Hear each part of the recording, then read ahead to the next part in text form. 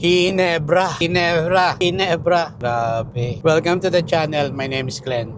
This time, medyo iba tong post ko, tong content na to. Dedicated to sa nangyari kagabi. Game 6, Ginebra versus San Miguel. San Miguel Beer leading the series 3-2. Akala ko close out na.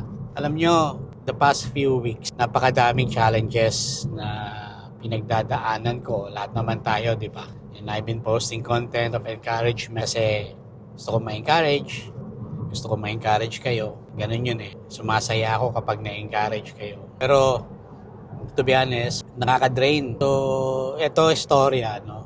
Kagabi, I was watching the game. Kita ko yung tinatakbo ng game. I was like, nako, tapos na to. And I even tweeted it or, I don't know, ano na tawag ngayon, XX na kasi, di ba?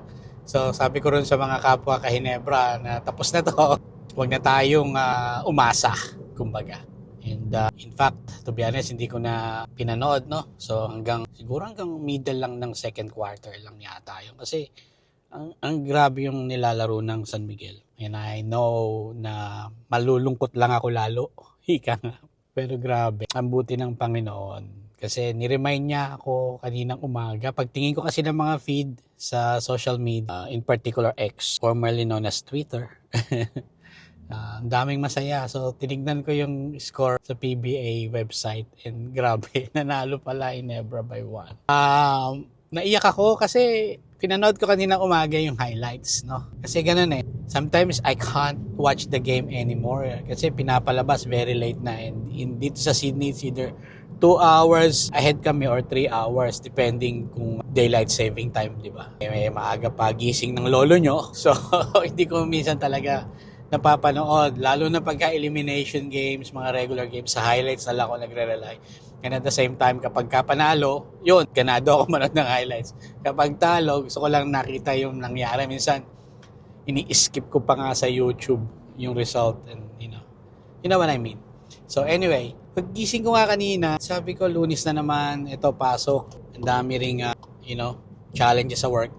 And then, wow, nakita ko yung result. So, tinignan ko nga kaagad sa highlights, no? Habang gumagawa ako ng kape, nakita ko na, wow, ito yung Never Say Die Ginebra of the 90s or early 2000 na napamahal tayong lahat, mga Ginebra fanatics, young and old. Kung hindi nyo inabot ng 90s, ganyan sila maglaro. Patay kung patay, talagang tatak Jaworski. And that's why we all fell in love sa team na to. Kaso grabe, ang drama talaga ng Ginebra, no? Akalain nyo, naging hero pa si LA. Di ba na, I remember this conference, ginibap nyo yung spot niya to get the bid. Kasi focus siya sa coaching, sa Gilas yata, youth or something like that. So, and then, nung panood ko kagabi, yung vintage LA. Grabe, alam nyo, napaluha ako kasi. Like what I shared earlier, no? Daming pinagdadaanan, daming challenges. And parang sabi ko, Lord, you know what I'm going through. Konting win naman, konting sabi ko.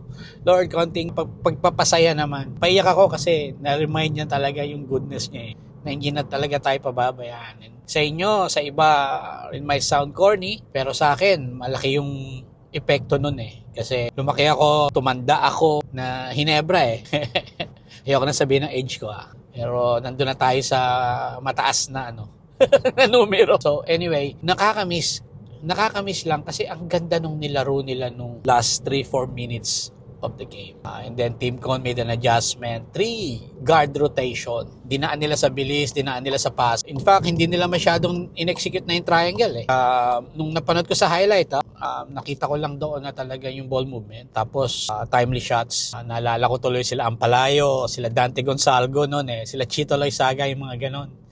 Tapos lately sila Mark Agiwa, di ba? Tsaka si JJ Hildebrand. So just wanna share, guys. Kasi sabi nga nung sa Bible verse, no, merong Bible verse, Joshua 1:9. Sabi doon na wag tayong susuko, na that the Lord is with us, that the Lord is doing his thing. Parang ganon. Paraphrase, basahin nyo na lang. So emotional nga ito, papasok sa work. And napa-fist pump ako kanina. Ganyan talaga, ganyan.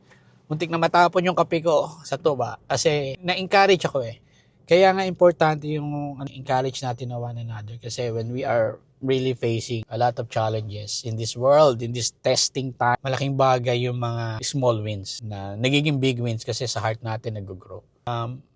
So gusto ko lang i-share. Gusto ko lang i-share while I'm driving, going to work, the goodness of the Lord. Be strong and courageous. Sabi nga doon sa Joshua, di ba? That I am with you.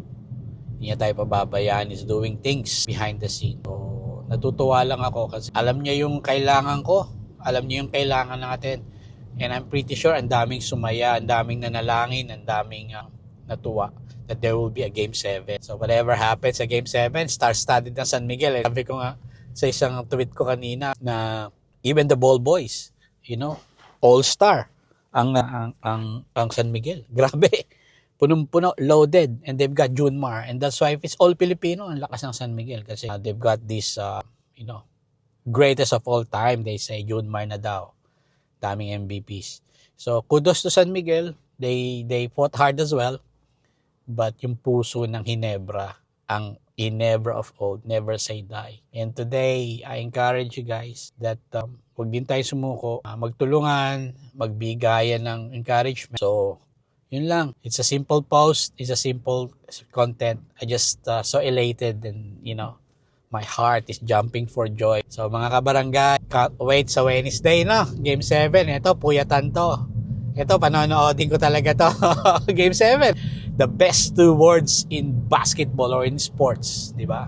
Game 7. So guys, have a great day. Stay peaceful, stay loving, stay blessed. The best is yet to come. Laban lang. Never say die. Ginebra all the way. God bless. Peace.